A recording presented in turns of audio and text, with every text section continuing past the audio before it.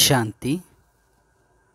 యజ్ఞ ఆదిరత్నాలలో ఆణిముత్యం బ్రాహ్మణ కులభూషణులందరికీ విశేషమైన ప్రియమైన మహానాత్మ స్వయంగా భగవంతుడే వారికి గణేష్, సంజయుడు అని మొదలైన అలౌకిక నామాలను పొందినవారు మన బ్రహ్మకుమార్ జగదీష్ అన్నయ్య గారు. మరి మమ్మ పాలన యొక్క అనుభవం అన్నయ్య గారి మాటలలో ఇప్పుడు విందాము. ఓం శాంతి. బయట కొద్దిగా వాతావరణం అటు ఇటు అవుతుంది. ఎందుకంటే బయట ఇప్పుడు చాలా చలిగా ఉంది. కొద్దిగా అటు ఇటు అయినప్పటికీ ఇక్కడకు రాగానే అందరూ హర్షితంగా నవ్వుతూ తిరుగుతారు. క్లాస్కు వచ్చేస్తారు. రతన్ మోహిని దాది మంచి క్లాసులు చేస్తారు. కానీ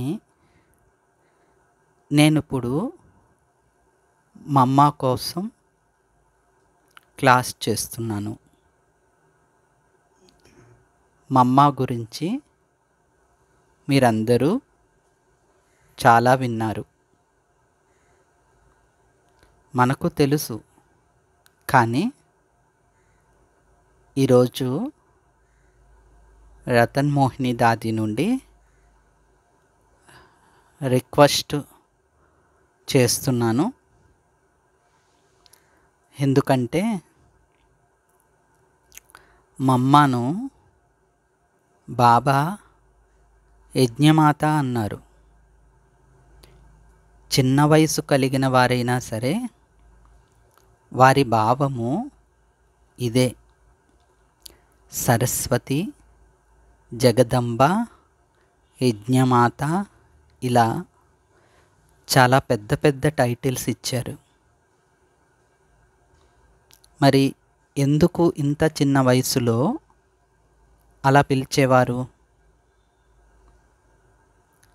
రతన్ మోహిని దాదీజీ కూడా చెప్తూ ఉంటారు, నేను మమ్మ గొప్పతనాన్ని ప్రత్యక్షంగా చూశాను. మరి మమ్మ గురించి జగదీష్ బాయిజీ ద్వారా విన్నాను మరియు చూశాను కూడా. ఒక్క సెకండ్లో మమ్మ బాబావారిగా అయిపోయారు. మమ్మ యొక్క ధారణ, నియమపాలన, దివ్యగుణ పాలన ఎంతో శ్రేష్టంగా ఉండేది. ఇప్పుడు మనం దీనికంటే ఎక్కువగా మరింతగా మనం పరమ ఆదరణీయ జగదీష్ బాయిజీ ద్వారా తెలుసుకోబోతున్నాం. ఇప్పుడు తెలుసుకుందాం అని రతన్ మణి దాదీజీ చెప్తున్నారు. మొదట నిర్మలా శాంతమణి దాది నాకంటే ముందున్నారు కనుక వారి మాటల్లో నేను విన్నవి చెప్తాను. మమ్మకు చాలా నిశ్చయం ఉండేది. అది ఎలా ఉండేది అంటే దృఢంగా తెగిపోనిదిగా ఉండేది. దృఢతలో కూడా రకాలు ఉంటాయి. కొందరిలో జ్ఞానం యొక్క నిశ్చయం, శివబాబా వచ్చారు, మరి ఈ ప్రపంచం పూర్తిగా పతితమయ్యింది కదా, బాబా అందుకే వచ్చారు, ఇలా కొందరి నిశ్చయం ఉంటుంది. మరికొందరికి నిశ్చయం ఉండకపోవచ్చు. ఈరోజు మురళి వింటారు, కానీ నిశ్చయంలో 100% ఉండదు. కానీ మా అమ్మలో చూసినట్లయితే నిశ్చయంలో 100% ఉండేది. సెకండ్ రోజు రోజుకి ఇంప్రూవ్మెంట్ వస్తూ ఉండేది. కానీ మిగిలిన వారిలో కొంత వ్యత్యాసం కనిపించేది. ఈ 5,000 సంవత్సరాల డ్రామా పైన పూర్తి నిశ్చయం మా అమ్మకు ఎప్పుడూ ఉండేది. ఈ జ్ఞానంలో మొదట ఆత్మ అంగుష్టాకారము అనేవారు, తర్వాత బిందు రూపం అని చెప్పారు, ఆ తర్వాత బీజరూపం అన్నారు. కొంతమందికి ఇలా ఎక్స్ప్లెనేషన్ ఇచ్చారు. ఆ తర్వాత ఆత్మ వేరు, శరీరం వేరు, ఇదొక దాని తర్వాత మరొక శరీరం తీసుకుంటుంది. ఇలా జ్ఞానాన్ని సార రూపంలో చెప్పేవారు. వ్యక్తికి ఏదైనా జరిగింది అంటే ఆ శరీరాన్ని వదిలేస్తారు అని బయట కూడా చెప్తారు. ఆత్మ అంగుష్టాకారం అని బయట కూడా చెప్పేవారు కదా. కానీ బాబా మెల్లమెల్లగా ఆత్మ చాలా సూక్ష్మమైనది అని చెప్తూ వచ్చారు. కానీ మమ్మకు బాబా చెప్పే ప్రతి విషయం పైన దృఢ నిశ్చయం ఉండేది. ఎప్పుడూ కూడా ఎటువంటి ప్రశ్న అడగలేదు. ముందు ఇలా అన్నారు, ఇప్పుడు ఇలా అంటున్నారు అని బాబాను ఎప్పుడూ ప్రశ్న వేయలేదు. ఎందుకంటే బాబా జీవనంలో పవిత్రత ఉండేది, మధురంగా ఉండేవారు. అదే మమ్మ ఫాలో అయ్యేవారు. ఒకసారి మమ్మ ఒక విషయం కారణంగా కోర్టుకు వెళ్ళాల్సి వచ్చింది. ఇంత చిన్న కన్య ముందు అక్కడ పెద్ద పెద్ద వారు కూర్చొని ఉన్నారు. అయితే బాబా మమ్మను పంపారు. మమ్మ వెళ్ళి జడ్జి ముందు నిల్చున్నారు. జడ్జి మమ్మను చూస్తూ ఒక క్వశ్చన్ అడిగారు. దాదా లేఖరాజ్ కన్యలను మాతలను తమ ఒడిలోకి తీసుకుంటున్నారా అని అడిగారు. అప్పుడు మమ్మ ఇలా చెప్పారు,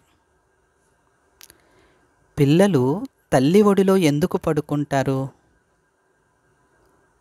మమ్మకు ఇలా మాట్లాడేటప్పుడు ఆ కోర్టులో ఎటువంటి సంకోచం లేదు, మాకు ఏ సంకోచం లేదు. తండ్రి ఒడిలో పిల్లలు ఉన్నారంటే దాని అర్థం ఏమిటి? మీరు పిల్లల్ని ఎప్పుడు మీ ఒడిలోకి తీసుకోరా? మాకు వారు తల్లి తండ్రి అన్నీ. ఏ సంకోచం బిడియం లేకుండా మమ్మ జడ్జి గారికి చెప్పారు. ఎందుకంటే బాబా స్థితి అలా నిర్మలంగా ప్రేమపూర్వకంగా ఉండేది.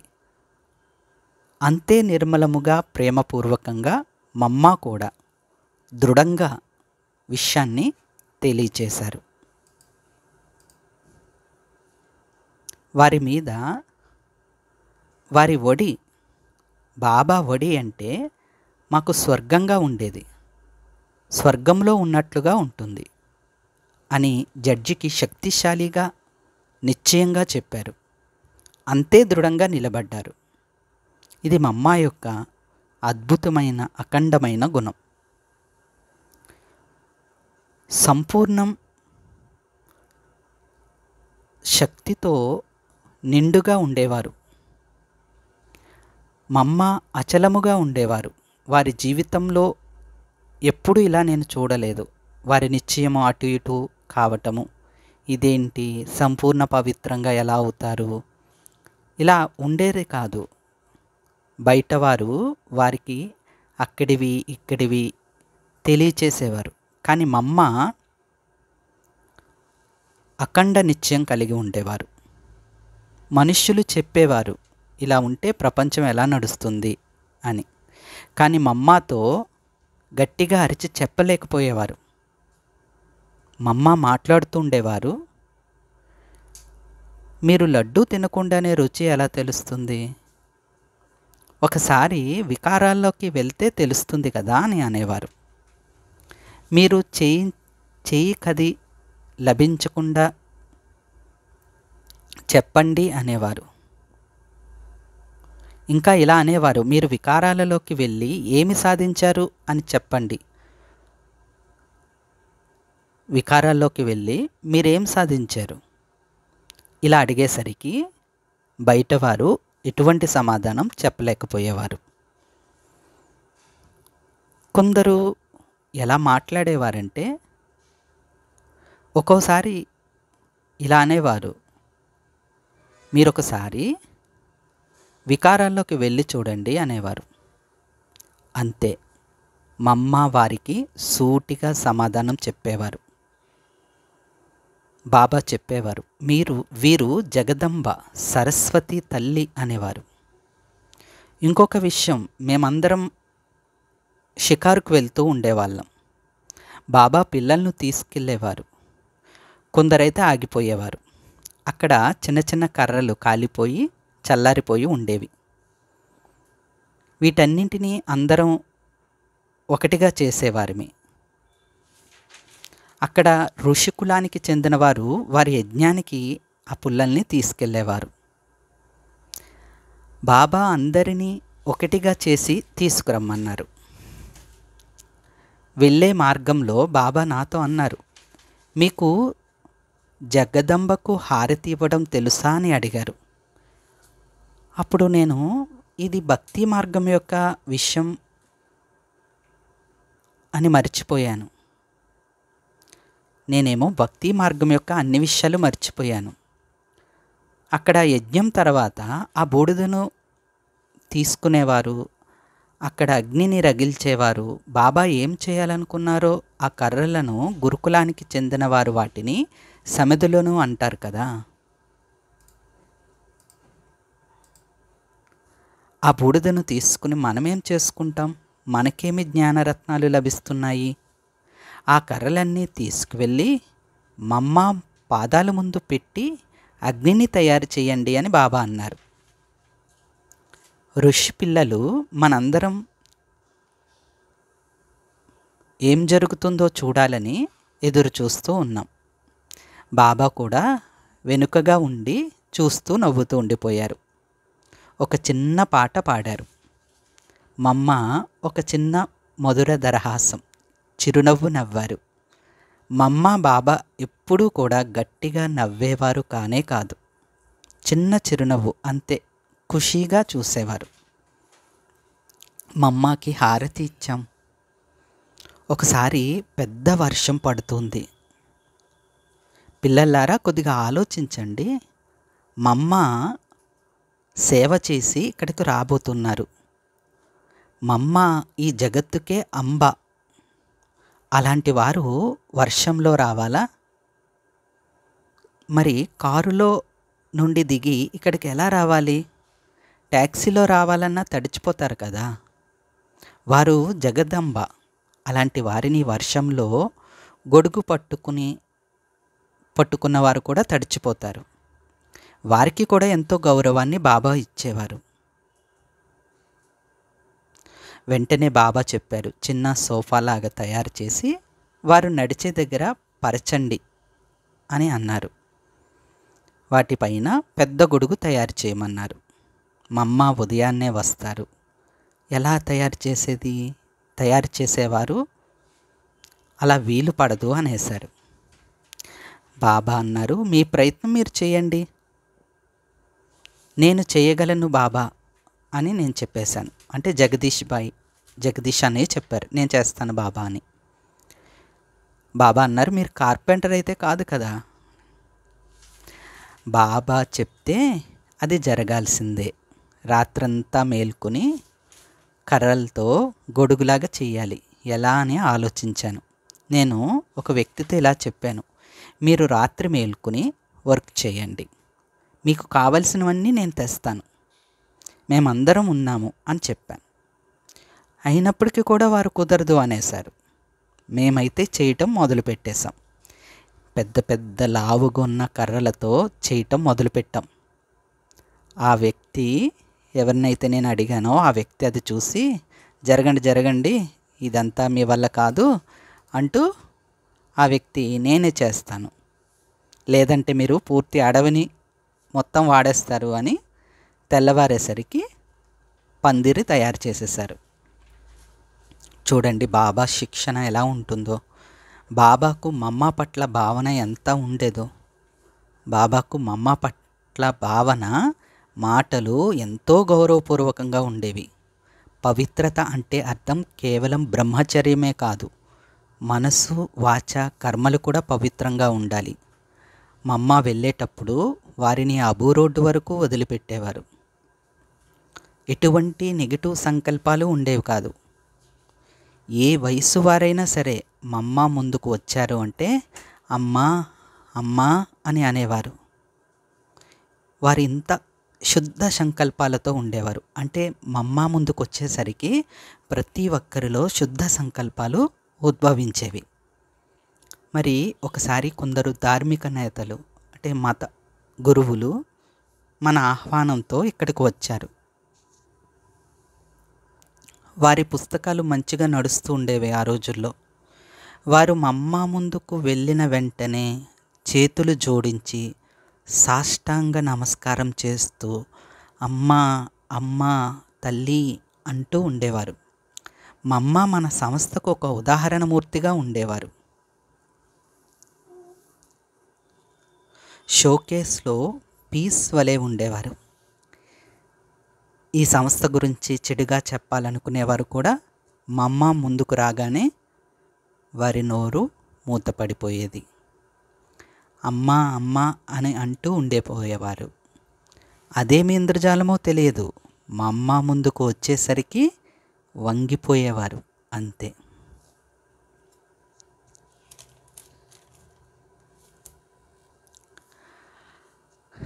మరి మమ్మ సమీపంలో ఉన్నారు కనుక పరదాది తెలియచేస్తున్నారు. మమ్మ గంభీరంగా శాంతి స్వరూపంగా చిరునవ్వు నవ్వుతూ ఉండేవారు. ప్రేమతో తెలియచేస్తూ ఉండేవారు. ఎప్పుడు కూడా గట్టిగా నవ్వేవారు కాదు. చెప్పులు వేసుకుని గట్టిగా శబ్దం వచ్చినట్లుగా నడిచేవారు కాదు. ఆమె కుమారి అయినప్పటికీ అందరూ మమ్మ అమ్మ అని పిలిచేవారు. మమ్మ అంటే అమ్మ. ప్రతి కర్మ శాంతచిత్తంగా నియమానుసారంగా చేసేవారు. ఏమి జరిగినా సరే వారి ముఖంలో ఏది తెలిసేది కాదు. సంతోషంతో వారి ముఖం సదా వికసించి ఉండేది. కొందరు నడుస్తారు, అది నడిచినట్లు ఉండదు.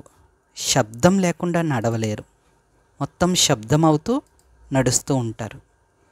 దాన్ని బాబా మమ్మలు నడవడం కాదు అనేవారు. మమ్మ స్థితి ఏకరసంగా ఉండేది. వారి స్థితి చిన్నప్పటి నుండి అంతే. ఏవైనా చిన్న చిన్న విషయాలు వస్తే మన ముఖం ముడుచుకుపోతుంది. కానీ మమ్మ ముఖం ఎప్పుడు కూడా ఖుషీగానే ఉంటుంది. ఎవరూ చూడలేదు మమ్మ ముఖం ముడుచుకుపోయినట్లు. ఎవరైనా తప్పు చేస్తే వారితో ఇలా చెప్పేవారు, సరే ఇక ముందు జరగకుండా జాగ్రత్తగా ఉండండి అని.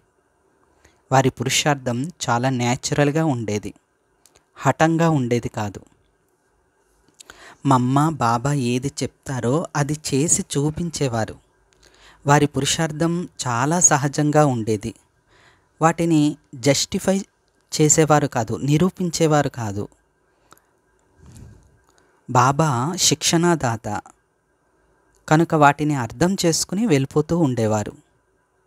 బాబా మమ్మ కొరకు ఇలా అనేవారు, మీ మమ్మ దేవతా స్వరూపం.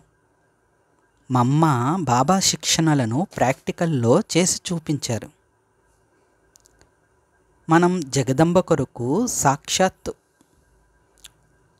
ఆరాధనీయమూర్తిగా, దేవీగా, పూజామూర్తిగా స్కూల్స్లో మందిరాల్లో పూజ చేస్తూ విద్యాదేవిగా పూజిస్తూ ఉన్నారో వారి జతలో మనం కలిసి జీవించటం ఎంత అదృష్టం. ఇప్పటికీ కూడా స్కూల్స్లో పిల్లల్ని అడ్మిషన్ చేస్తున్నప్పుడు సరస్వతి పూజ చేయిస్తారు కదా. మరి ఆ సరస్వతీ దేవియే సాక్షాత్తు మనతో ఉన్నారు, మనతో కలిసి జీవిస్తున్నారు అంటే అది ఎంత అదృష్టం. ఏ విశేషతలు ఉన్నాయో ఏమని చెప్పగలం. ఎవరైతే ఆధ్యాత్మికంగా ఆర్య సమాజ గురువులు అంటే స్వామి దయానంద్ సరస్వతి, వారికి కూడా ఈ విషయం తెలియదు, విద్యాదేవి సరస్వతి ఎవరు ఎక్కడ ఉన్నారు అని. అయితే ఆత్మ పరమాత్మ గురించి అయితే కొంత తెలుసు. ఆయనకు సరస్వతి అనే పేరు ఎలా వచ్చింది? దయానంద్ సరస్వతి గారికి విద్యను చదివారు. సరస్వతి మమ్మ ఎవరో వారికి తెలుసు. వారు మన జ్ఞానం తీసుకున్నారు. మన మనోహర్ ఇంద్రదాది గారు జ్ఞానం ఇచ్చారు. మనం ఈ పాయింట్స్ నోట్ చేసుకోవాలి, ఎందుకంటే మనం రీఫ్రెష్ అవ్వడానికి ఇవి ఎంతగానో ఉపయోగపడతాయి. మనసుకు ముఖ్యంగా 2 గుణాలు ఉంటాయి. ఒకటి మర్చిపోవటం, 2 గుర్తుపెట్టుకోవటం. ఇవి రెండూ ఉంటాయి. మర్చిపోవడం కూడా ఒక అవగుణమే, కానీ కొన్ని మర్చిపోవడం తప్పనిసరి, లేదంటే అవి మన బుద్ధిని పాడు చేస్తాయి. జరిగిపోయిన వాటి నుంచి మనం డిటాచ్ కావాలి. మరి కొందరు నాకు ఎవరితోనూ అటాచ్మెంట్ లేదని అంటారు, కానీ జరిగిపోయిన వాటి గురించి మాత్రం లోతుల్లోకి ఆలోచిస్తూ ఉంటారు. బాబా చెప్తారు, జరిగిపోయిన వాటిని మరలా గుర్తు చేసుకోకండి. కానీ కొందరు గతంలో జరిగిపోయిన చెడు సంఘటనలను గుర్తు చేసుకుంటూ ఉంటారు. అవి నిర్గుణులుగా చేసేస్తాయి. అవి మనల్ని ముందుకు వెళ్ళనివ్వవు. స్మృతి కూడా తప్పనిసరిగా ఉండాలి కదా. బాబా స్మృతి మనకు తప్పనిసరి. ఋషికేశ్లో ఒక ఆశ్రమం అనగా స్వామి శివానందాశ్రమం ఉంది. అక్కడ వారు గద్దెపైన కూర్చుంటారు. వారి ఆశ్రమాలు చాలా చోట్ల ఉన్నాయి. వారు చాలా ప్రసిద్ధి చెందినవారు. వారి శిష్యులు మేము శివానంద శిష్యులు అని చెప్పుకుంటారు. విద్యార్థులు కూడా అంతే. కనుక అలాగే మా సరస్వతి మధురమైన వాక్యాలు విన్నాము. వారి వడి మరియు లాలిపాట విన్నాం. జగదంబ సరస్వతి యొక్క ప్రేమను దృష్టిని తీసుకున్నాం. శీతలతను ప్రాప్తి చేసుకుని ముందుకు వెళ్తున్నాం. అలాగే బాబా పాలనను కూడా తీసుకుంటున్నాం. మమ్మాను వతనంలో బాబా ఎమర్జ్ చేస్తారు.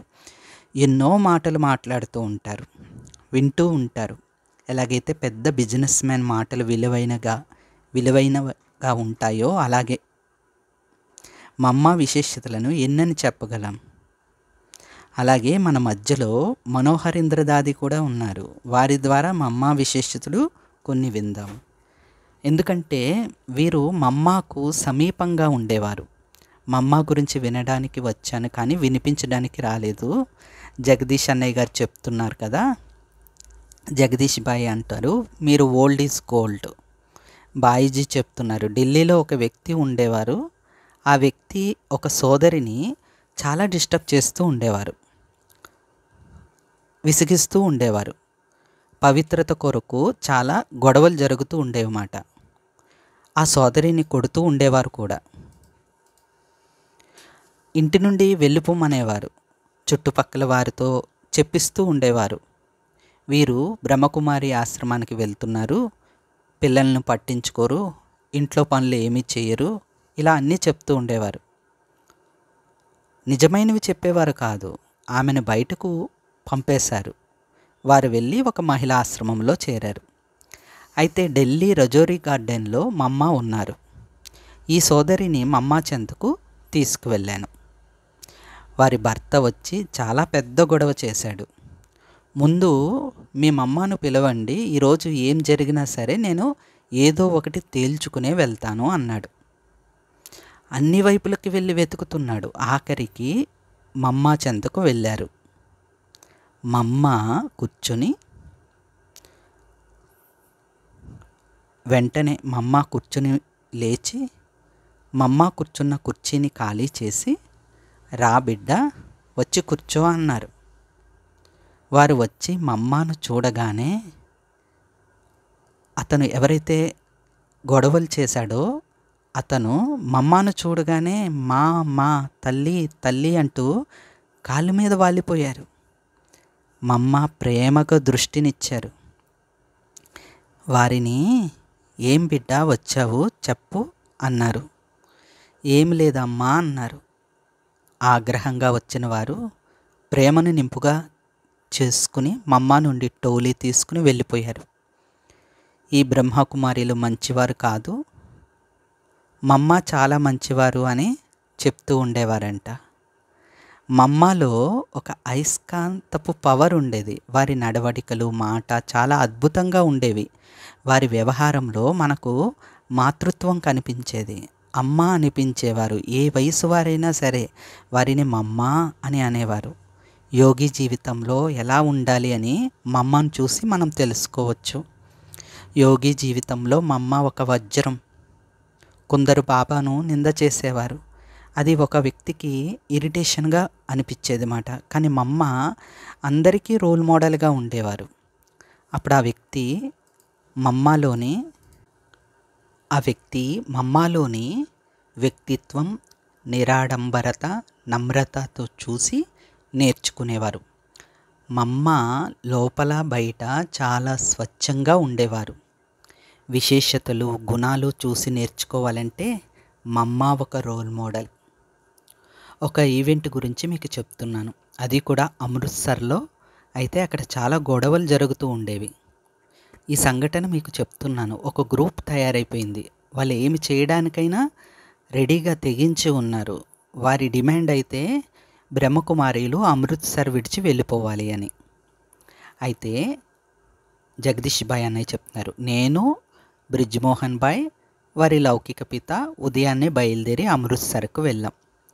యోగం చేస్తూ ఉన్నాము. సెంటర్లో యోగంలోని పాట నడుస్తూ ఉంది. పాట మోగుతూ ఉంది. మొదట క్లాస్ జరుగుతూ ఉంది. వారు బయట నిలబడి ఉన్నారన్నమాట. గొడవలు చేయడానికి వచ్చిన వాళ్ళు బయట నిలబడి ఉన్నారు. వారు ఆ పాట విని, ఈ పాట ఎక్కడైనా విన్నారా? తేరే లాల్ దు పట మల్మల్ కా అని చెప్పుకుంటున్నారన్నమాట వారిలో వాళ్ళు. వారు ఏ గొడవకైనా రెడీగా ఉన్నారు. పోలీస్ స్టేషన్కి వెళ్ళి చెప్పారు, ఈ పాటలు ఇక్కడ వినిపించకూడదు కదా అని చెప్పేవారు మాట. కంప్లైంట్ చేశారు. మా అందరికీ బాబా స్మృతి ఉంది. వారు తలుపుల్ని కూడా విరిచేస్తున్నారు. మమ్మతో మమ్మల్ని కలవనివ్వండి అని గొడవ చేస్తూ ఉన్నారు. ఇక లాస్ట్కి వారిలో 5 మంది మమ్మని కలవడానికి పైకి వెళ్ళారు. 1వ ఫ్లోర్లో మమ్మ కూర్చుని యోగం శాంతిగా చేస్తూ కూర్చున్నారు. వెళ్ళిన వాళ్ళందరూ సైలెన్స్గా మమ్మ పక్కన కూర్చుండిపోయారు. ఎటువంటి శబ్దము చేయలేకపోయారు. ఈ సమయంలో మమ్మను డిస్టర్బ్ చేయకూడదని ఒకరికొకరు సైగ చేసుకుంటూ సైలెన్స్లో కూర్చునిపోయారు. ఏ వ్యక్తి అయినా సరే మమ్మ ముందుకు వస్తే అలా సైలెంట్గా శాంతి స్థితిలో కూర్చునిపోయేవారు. వీరు కమల పుష్ప నివాసి, కమల నయని అన్నారు. వారికి అనుభవం అయ్యింది. మమ్మ కళ్ళ నుండి నక్షత్రాల్లాగా వెలువడి నలువైపులా వ్యాపిస్తున్నట్లుగా వాళ్ళకి అనుభవం అయ్యింది. అలాంటి పిల్లలను బాబా ఎందుకు ప్రేమించరు చెప్పండి? వారికి అనిపించేది నలువైపులా ప్రకాశమే ప్రకాశం. ఏం జరుగుతుందో అర్థం కావటం లేదు. అయితే వారికి ఇదే అర్థమైంది. ఈ మమ్మ చాలా సాధన చేశారు. సాధనే సాధన. ఒక మహిళ అరుస్తూ ఉంటారు, జగడాలు చేస్తూ ఉంటారు, భయపెడుతూ ఉంటారు. అలాంటిది ఈమె శాంతిగా కూర్చున్నారు. శాంతి అనుభవం అవుతుంది. ఇలా వాళ్ళు అనుకుంటున్నారు. ఎవరికైనా ఎలాంటి శబ్దంలో ఉన్నవారైనా వారి ముందు శాంతిగా అయిపోయేవారు. ఎటువంటి శబ్దము వచ్చేది కాదు. ఇక్కడ శబ్దం చేయకూడదు, మీరు శబ్ద ప్రపంచానికి దూరంగా ఉన్నారు అని మమ్మ అనేవారు. వీరు మనసుకి, వాణికి అన్నిటికంటే దూరంగా ఉన్నారు అని వాళ్ళకి అనుభవం అయ్యింది.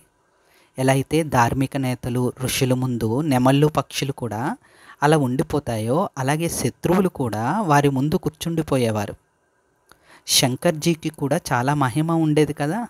మమ్మ ముందు కూడా ఎలాంటి వారైనా అరుస్తూ గొడవలకి వచ్చేవారు కూడా మమ్మను మంచివారు అని అనేవారు. బయట ఉన్నవారు ఈ బ్రహ్మకుమారీలు ఇక వెళ్ళిన వాళ్ళకి కూడా ఏదో ఇంద్రజాలంలో చిక్కుకునేలా చేసేసారు అని అనుకున్నారు. మీరు కూడా వెళ్ళి చూడండి, మమ్మ యొక్క మహిమ వేరే, ఆమె చాలా యోగిని అని ఈ లోపలికి వెళ్ళిన వాళ్ళు చెప్పారు. మేము వెళ్ళినట్లయితే మమ్మల్ని కూడా ఇలా చేసేస్తారు అని బయట వాళ్ళు అన్నారు. మరి ఎవరైతే తక్కువగా ఆలోచిస్తూ ఉండేవారో వారు గొడవలకు వచ్చేవారు. వారిలో కొందరు గట్టి గట్టిగా అరుస్తూ, మీ కళ్ళల్లో ఏమైనా కాటుక పెట్టేశారా ఈ బ్రహ్మకుమారీలు, మీరు కూడా ఇలా మాట్లాడుతున్నారు, లేదా ఏమైనా ప్రసాదం తిని వచ్చారా, వాళ్ళ తరపున మాట్లాడుతున్నారు అని అరిచేవారు. ఈ బ్రహ్మకుమారీలు ఏమి చేస్తున్నారు అని అనేవారు. లోపలికి వెళ్ళిన వారు బయటికి వచ్చి చెప్పేవారు, వీరు ఇంద్రజాలం ఏమీ చేయటం లేదు, కేవలం శాంతిని దృష్టిగా ఇస్తారు, శాంతి కావాలి అంటే ఇక్కడికి వెళ్ళాల్సిందే అని చెప్పేవారు. ఆ స్థానం ఇదే, ఇది మమ్మ నుండే లభిస్తుంది అని అందరికీ చెప్పేవారు. మిగిలిన వారితో మనకేంటి అనేవారు. బాబా అయితే, పిల్లలారా యోగ శక్తిని పెంచుకోండి. అంతిమంలో మనుష్యులు ఎంతో దుఃఖంతో భయపడుతూ ఉంటారు. ఆ సమయంలో మనస సేవ మాత్రమే జరుగుతుంది. మీరు సైలెన్స్లో ఉంటూ శాంతి శక్తిని ఇవ్వాలి. అయితే మనకు ఈ రోజు వరకు ఆ శక్తి రాలేదు. మమ్మ ఆ స్థితిని అప్పుడే అనుభవం చేశారు. ఇది మనందరం కూడా గుర్తుపెట్టుకోవాలి. బాబా ఒక్కసారి చెప్తే మమ్మ చేసేసేవారు అంతే. ఇంకొకసారి బాబాకు చెప్పే అవసరమే ఉండేది కాదు. వెంటనే మమ్మ జీ హాజీ బాబా అని అనేవారు. దానిని జీవితంలో తీసుకొచ్చేవారు. ఇది పురుషార్థం. మమ్మ క్లాస్లో ఢిల్లీలో ఉన్నప్పుడు చెప్తుండేవారు, చూడండి, నేను పురుషార్థిని, అందరూ పురుషార్థీలు అని చెప్పకండి. దాని అర్థం మన పొరపాట్లు జరుగుతూ ఉంటాయి. దాని భావార్థము బలహీనతలు, సోమరితనం ఇలాంటివి ఉండకూడదు. పురుషార్థము అంటే అర్థం ఒకసారి చెప్పినది మరొకసారి ఇక జరగకూడదు. ఇదే పురుషార్థం అని మమ్మ చెప్పేవారు. దీనిని ప్రాక్టికల్గా మమ్మ జీవితంలో మేము చూసాము. వారి జీవితంలో బాబా శిక్షణలను ధారణ చేయటం మేము స్పష్టంగా చూసాము.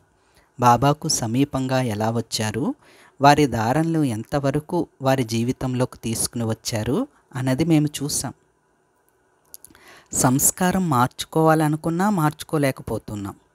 ఇక కొద్దిగా ఉంది ఇలా అంటూ ఉంటారు. మరి ఇప్పుడు మనోహరేంద్ర దాదీతో నివేదన చేస్తున్నాను. నేను ఎక్కువగా సమయం తీసుకుంటున్నాను మమ్మ గురించి చెప్పడంలో. నేను అంటే దాదీ చెప్తారు, మమ్మగా ఎలా అయ్యారు, బాబాగా ఎలా అయ్యారో మేమందరం ప్రత్యక్షంగా చూసాము. మమ్మను లౌకికంగా స్కూల్ నుండి కూడా చూశాను నేను. మమ్మ వారి అక్క జతలో మేము వెళ్ళేవాళ్ళం. మనోహరేంద్ర దాదీజీ చెప్తున్నారు. కానీ నాకు వారి పట్ల ఇంత ఆకర్షణ ఉండేది కాదు. నాకు తెలియదు మమ్మ భవిష్యత్తులో అందరికీ మమ్మ అవుతారని నాకు ఆ సమయంలో తెలియదు. ఎందుకంటే మమ్మ ముఖం ఇంత గంభీరంగా, హర్షిత ముఖంగా, సైలెన్స్గా ఉండేవారు. వారిని లౌకికంగా కలిసేవారిని, వారి ముఖంలో దివ్యత ఉండేది. బాబా సాయంకాలం పూట పాట తయారు చేయించేవారు. మమ్మ ఆ పాట పాడేవారు. మిట్టు దాది కూడా కలిసి పాడేవారు. మమ్మ ముఖమే చెప్తూ ఉండేది అన్నీ. మమ్మ కొరకు ఒక పాట తయారు చేశారు. మమ్మ కూడా కలిసి ఆ పాట పాడారు. అందుల హాస్పిటల్ నుండి వచ్చాను, నాకు కనిపించేది అందుల హాస్పిటల్ నుండి వచ్చాను, నాకు జ్ఞానం అనే నేత్రం తెరవబడింది అని, అజ్ఞానం అనే నేత్రం తొలగిపోయిందని మమ్మ పాట పాడుతూ ఉంటే చాలా మంచి అనుభూతి అయ్యేది. మమ్మను రాధే అని పిలిచేవారు. కానీ ఆ పాటలు పాడుతూ పాడుతూ అందరూ అజ్ఞానం నుండి తొలగిపోతూ ఉండేవారు. అందుకే మమ్మను ఓం రాధా అని కూడా పిలిచేవారు. మమ్మ ఎవరికైనా కోర్సు చెప్తే అందులో ఫోర్స్ నిండి ఉండేది. వారు ఎప్పుడూ వాపస్ వెళ్ళలేదు. ప్రతిరోజు వస్తూ ఉండేవారు. వారు జ్ఞానం రోజు వింటూ ఉండేవారు. జ్ఞానామృతం త్రాగుతూ ఉండేవారు. మమ్మ పాటలో మొత్తం జ్ఞానం ఇమిడి ఉండేది. బాబా రాసిన లెటర్లు చదివి సార రూపంలో క్లాస్ చెప్పేవారు. అర్ధసహితంగా ఉండేవి, మొత్తం జ్ఞాన సహితంగా ఉండేవి. క్లాస్ అయిపోగానే మమ్మ లేవగానే అందరూ లేచి నిలబడేవారు. మమ్మ అందరికీ దృష్టినిచ్చేవారు. ఎలా అయితే బాబాను చూడగానే శ్రీకృష్ణుడు సాక్షాత్కారం అయ్యేవారో అలా మమ్మ ద్వారా రాధ లక్ష్మి సాక్షాత్కారం అయ్యేవారు. బాబాగారి ధర్మపత్నికి యజ్ఞంలో ఎంత పెద్దవారున్నా అంటే బాబా ధర్మపత్ని, అదేవిధంగా బ్రిజేంద్ర దాదీజీ ఎవరున్నా సరే మమ్మకు చాలా గౌరవం ఇచ్చేవారు. మమ్మకు ఎదురు చెప్పేవారు కాదు, వారు చెప్పినట్లే వినేవారు. మమ్మ కోర్సులో ఫోర్స్ ఉండేది. ఎంతోమంది బందేలీ మాతలు మేము చాలా దెబ్బలు తింటున్నామని ఏడుస్తూ వచ్చి చెప్పేవారు. మమ్మ వారిని ఓదారుస్తూ వారి హృదయంలో స్థానం సంపాదించేవారు, వారిలో శక్తిని నింపేవారు. మీరు శక్తి అవతారాలు, జగన్మాతలు, మీరు ఏదైనా చేయగలరు. వారి ఇంటికి వెళ్ళి కొన్నిసార్లు మాట్లాడేవారు. మమ్మకు ఆధ్యాత్మిక రసం నిండి ఉండేది. ప్రతి ఒక్కరికి వారు మమ్మ అయినారు. ప్రతి కార్యంలో, బండారంలో, కూరగాయలు తరగడంలో కూడా, ప్రతి కార్యంలో కూడా తోడుగా ఉండేవారు. ప్రతి మాటల్లో మమ్మ ముందు మేము వెనకాల ఉండేవాళ్ళం. మమ్మ అయినారు, ఓంరాధా అయినారు, దాది కుమారిక. మేము అందరం చిన్నప్పటి నుండి మమ్మ పాలన తీసుకున్నాం. ఇలా మా అందరికీ వారు అమ్మ అయినారు. దాది ద్వారా మనకు మమ్మ గురించి చాలా విషయాలు తెలిసేవి. ఈ అవకాశం దాదీలు ఇచ్చినందుకు నాకు చాలా సంతోషంగా ఉంది. అచ్చా, ఓం శాంతి.